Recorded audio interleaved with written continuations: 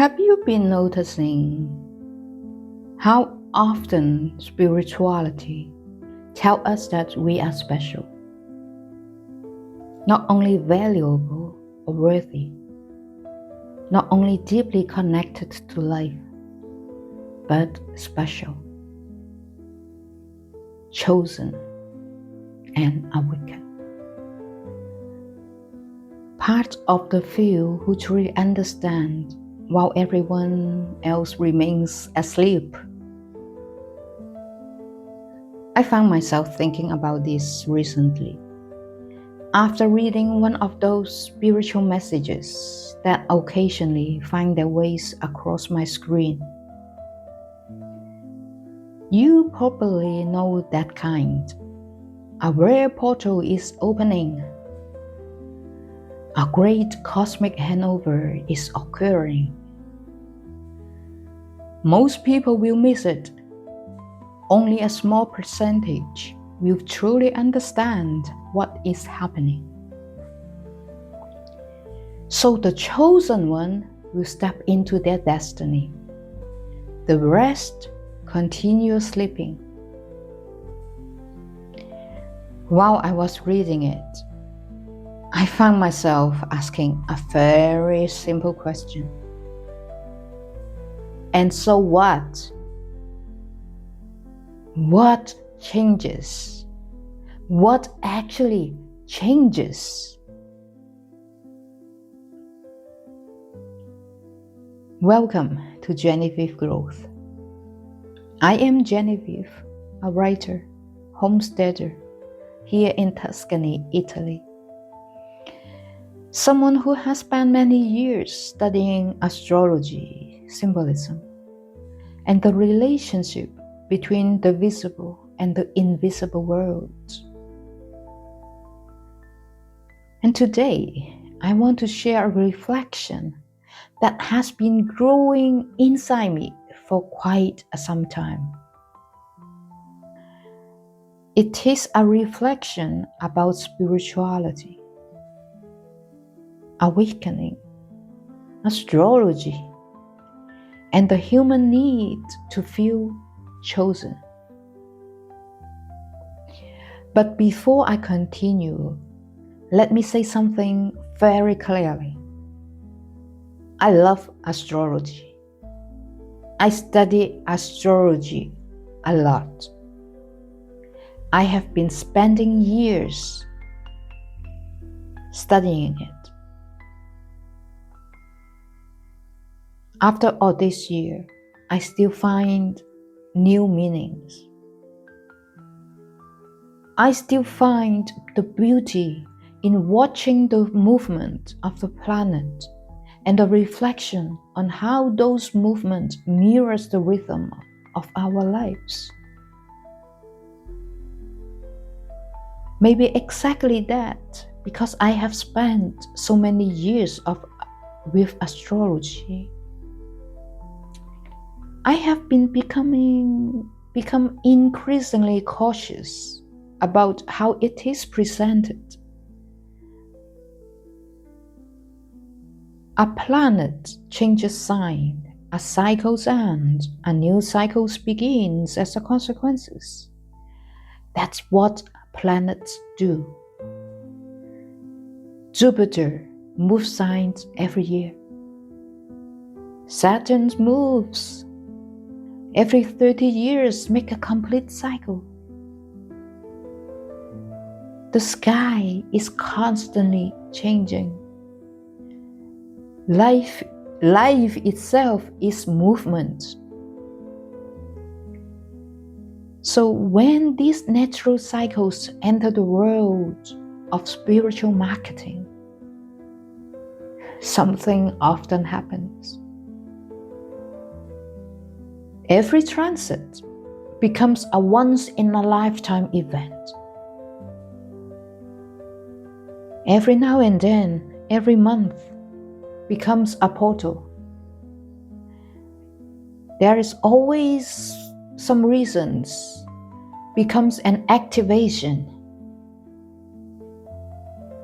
Every planetary movement becomes proof that a small group of people are about to enter a higher reality than everyone else.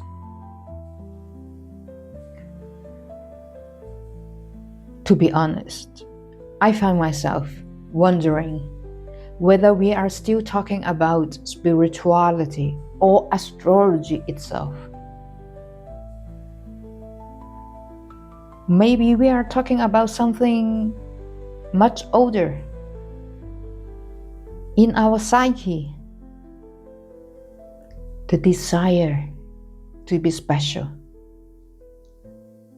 to be chosen, the desire to belong to the group that understands. A few years back, I was fascinated by many of these ideas. I was studying galactic astrologies, the fixed stars so far away from our galaxy, ancient wisdom traditions, mythologies, the possibility that reality is much larger than what we see. I still believe reality is larger than what we see. But something has changed. As the years has passed, I have become more interested in what these ideas bring into a person's life. Not what they promise, what they produce. I ask, do they make us kinder, more grounded? Do they help us live with greater integrity? Or do they help us meet reality more honestly? Because if they don't, then what exactly are we awakening into?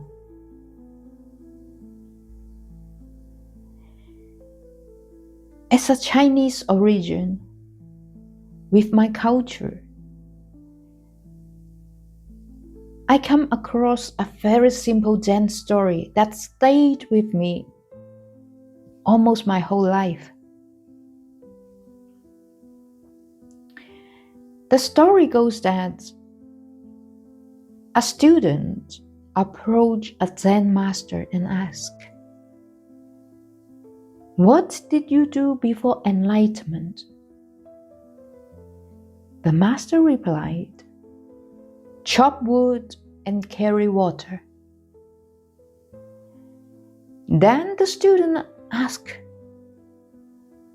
"And what do you do after enlightenment?" The master smiled and answered, "Chop wood and carry water." At first, the answer seems almost disappointing.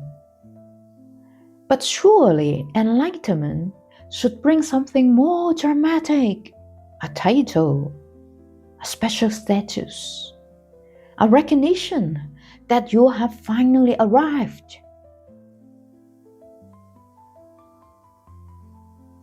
Just sit with me for a moment. Maybe the wisdom of the story lives precisely in its simplicity. Life remains life. The wood still needs chopping. The water still needs carrying.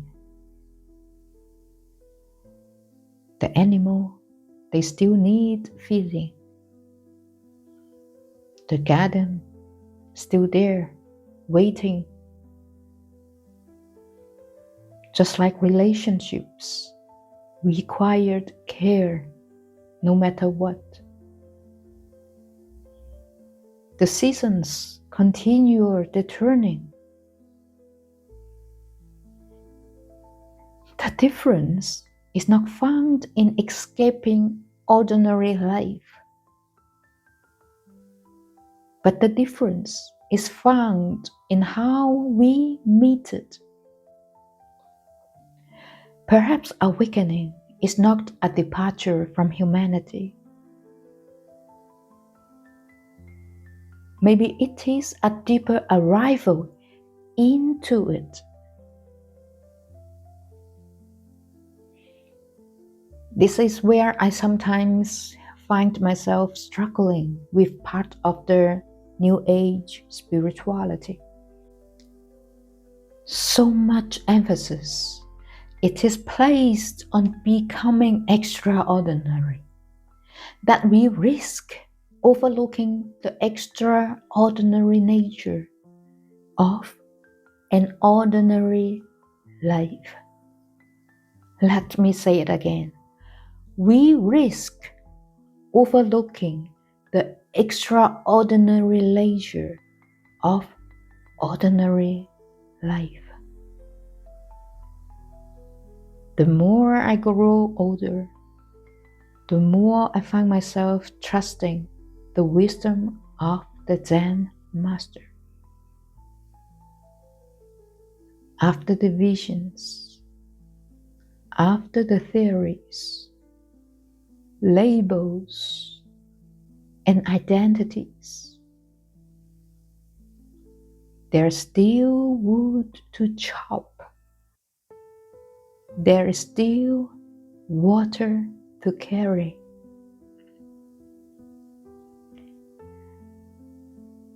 When I look around the spiritual world sometimes, and I notice how often the language of unconditional love carries so many hidden or non-so-hidden conditions. We say we are all one, but some people are more evolved. We say we are all equal, but some people are higher frequency. We say we are all divine, but some people are more awakened than the other. We say we are all connected, but some people belong to the chosen few.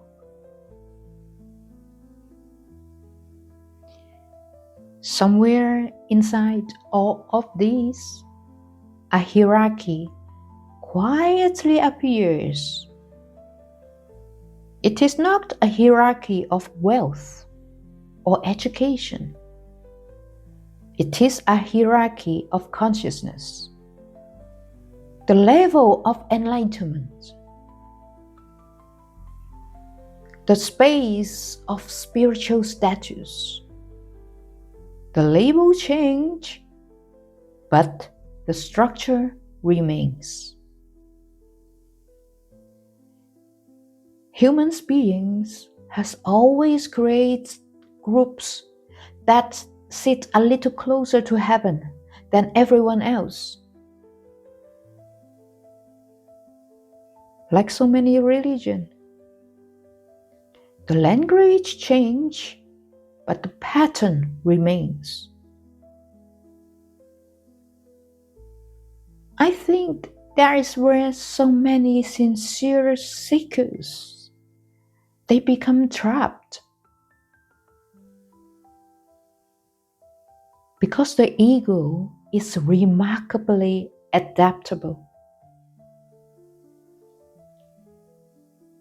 If it cannot feel superior through money, it can feel superior through spirituality.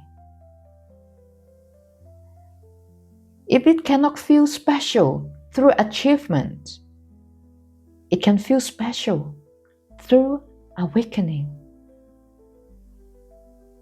If the ego cannot stand on a pedestal in ordinary life, it can be one in the spiritual world. The costume changes. The need remains the same. Perhaps this is why these messages increasingly leaving me feeling so uneasy. Not because I object to symbolism, not because I dislike astrology, but because I can feel the subtle invitation underneath. You are among the few. Only you understand, because you are different, because you are chosen. I swear to God, every time I encounter messages like that, life itself seems to whisper something very different. Life does not ask me whether I am chosen. The garden asks whether I show up to water it. My animals, they don't care if I am enlightened. Just like friendships ask whether I am willing to care. Aging asks whether I am willing to accept change. Grief asks whether I am willing to feel the deepest. And love asks whether I am willing to remain open. And none of these experiences require me to be special. They ask me to be human, truly human. Maybe that is the direction my spiritual life has been moving for so many years now. Back to the earth, to humanity, to ordinary reality.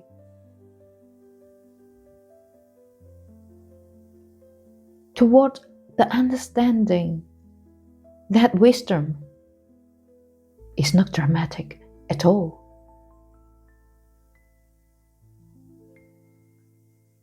Wisdom often looks like tending just what is in front of us. Being honest, no mask.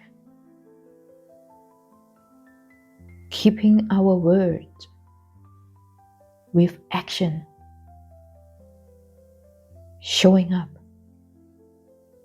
Learning. Listening.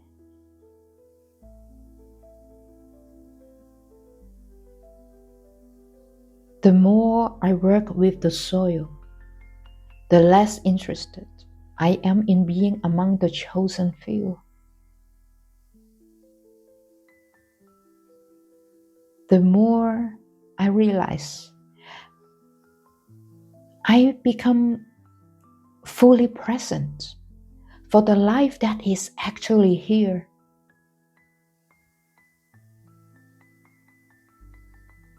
A planet enters a new sign. A cycles begin, a cycles end.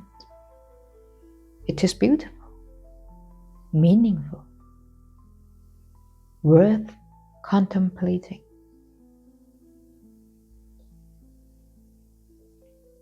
Yet, the deepest transformations I have witnessed hardly arrived with so much fanfare. A conversation can change a relationship.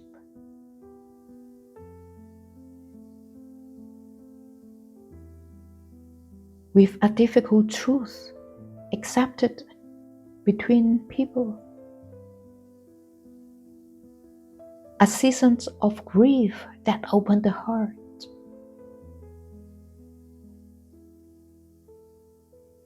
a friendship that endures, or the moment of forgiveness.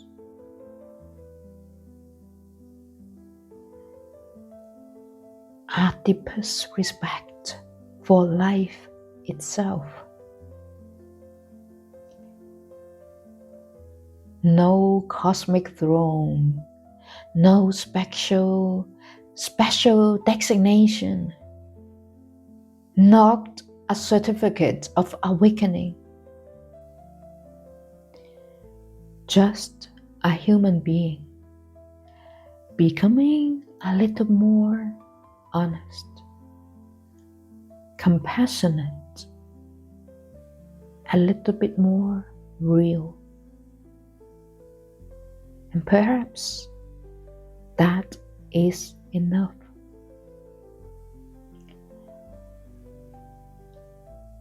Perhaps spirituality was never meant to separate us into categories, different level, different dimension. Maybe it was meant to bring us closer to life, closer to one another, to ourselves, to the earth beneath our feet. And if a teaching, a prediction, an invitation, or a cosmic announcement ever leaves us feeling more important than other people, it may be worth pausing and ask a simple question. What is actually growing here? Is it wisdom or identity? Because wisdom tends to humble us, but identity tends to elevate us.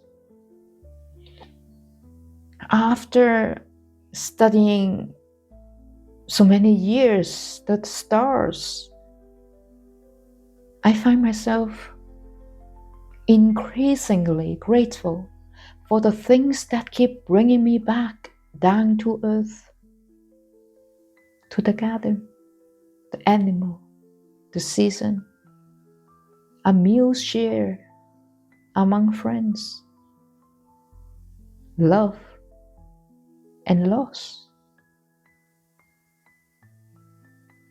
the ordinary miracle of being alive. Those are the teachers I trust most these days. And maybe they always were.